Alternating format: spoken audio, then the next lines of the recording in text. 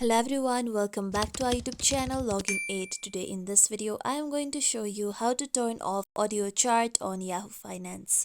Audio chart is a tool that provides users with spoken summary of stock performance. To turn off audio chart on Yahoo Finance, first open your Yahoo Finance application on your mobile phone. Make sure that you are logged into your account. Now here you'll be taken to home. Now tap on account option on down right corner. Then tap on settings option. Now here you can see different kind of settings. Here you can see audio chart option on 5th. As you can see here, my audio chart is on. Now tap on audio chart, then tap on off option. With this, the audio chart will be off.